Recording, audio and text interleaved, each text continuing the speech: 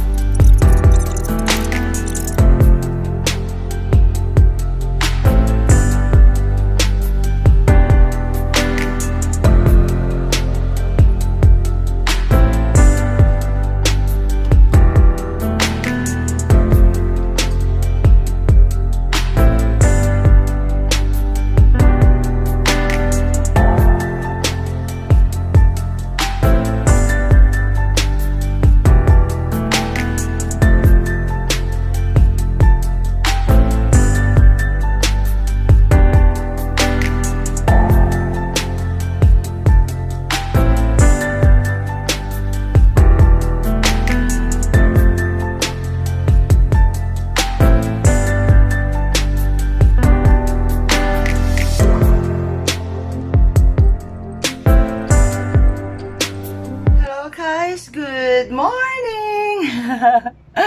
Pasensya na po. Face is like this because I'm chatting my toilet. I'm thinking should be share.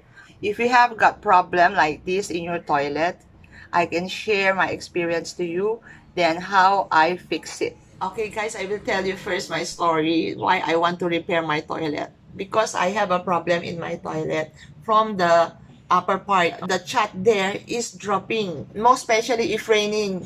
If raining, all the old chat is dropping on the floor. So very messy. I will repair my toilet using this product. So the first thing we have to do is to remove all the old paints from the upper part of our toilet.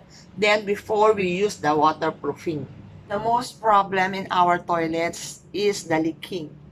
Most especially if we are staying to the apartments, condos. Sometimes from the upper floor in our house, there is a leaking. The water from there up is coming down to our house. So that is the most problem, most especially in the toilet. So that is my problem in my house because I'm staying now in the 10th floor. From the 11th floor, guys, there is a leaking. See my hands all, even I wear gloves here, guys. Okay, I will show you guys here the before and after. Then what product I'm using. I will show you. Come and watch it. This is the condition of the ceiling of my toilet. Halfway doing. See guys, very messy my toilet. Sorry about that. Now I'm taking out all the old paints from the ceiling. Slowly going up. Careful.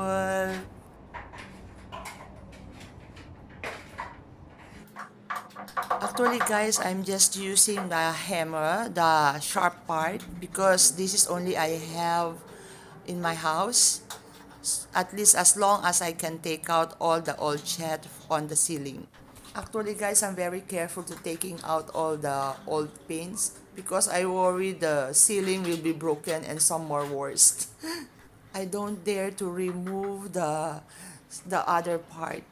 So I just simply take the easy part to remove as long as I can clean all the surroundings. This one guys, I'm done already to our bathroom. Now I'm going to transfer to our toilet. Kaya mo yan, Day. Kaya mo yan. Push lang. Now I'm already in the toilet guys, the ceiling part. See, while I'm removing easily, very easily to remove. I just scratch only using the hammer.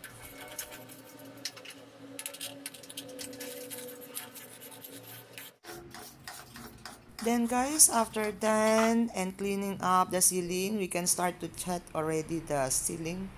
I'm using this product. Okay guys, I done already the first coating. Then later on guys, I will apply the second coating. I wait for 30 minutes first, let it dry.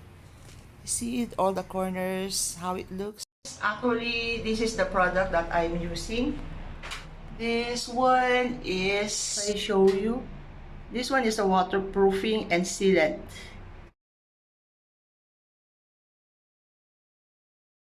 So this is the one that I use for my toilet. See?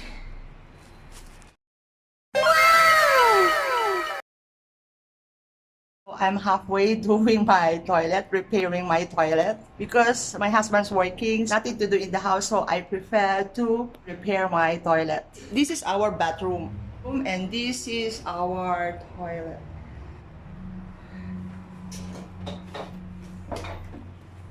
That extra, so I put on the wall here because guys, the main problem is here in the top. Because all the chat is always dropping, so my toilet become more messy. So I decided to use this product. I suggest to you guys, the first thing to do is to remove all the old chats before you apply this one. This is the main problem to our toilets. So you have to clean up first, everything, take out, then before you apply this product guys. It's one coating first, that's way. First coating, then you wait for around 30 minutes only, then you apply the second coating. You apply like this. You have to apply crossed. I will show you guys the before and after of my toilet. I still have an extra, so after done all the top ones, see all the walls also can use also because I use the water heater, so the moisture avoid our toilet problem. See how clean up. Yay! Satisfied, very satisfied, guys. Finally, my problem in toilet is done. Hopefully, guys, showing this video is a big help for you, especially for your toilets problem. If you have any questions or any problems about that case for your toilets also, because I'm working in a waterproofing company. So any problem also, you can message me and I can advise you what product you have to use for your toilets, for your housing. All the leaking problem in your house, buildings also, we can do repair by ourselves. Instead, I ask other people to do and to repair my toilet. So I prefer to do by myself. Sure one, the one is a very clean and very perfect. I'm not saying that other people doing is not perfect, but I prefer that I do by myself. Complain sure one if I'm not satisfied. I feel that I'm satisfied because I do it by myself. That's why I have a confidence to share to you guys why I'm doing at least a true experience. So guys, if any question, you can message me. Then I will try to assist you, suggest you what product you can use.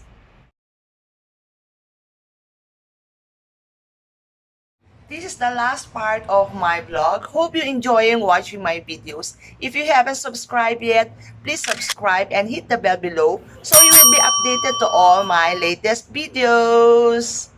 Because of the pandemic, please guys, stay at home and keep safe. Don't forget to thank God for everything. Love yourself, take care of yourself, and love one another. Bye-bye! Mwah, mwah, mwah, mwah, mwah, mwah, mwah. Bye-bye!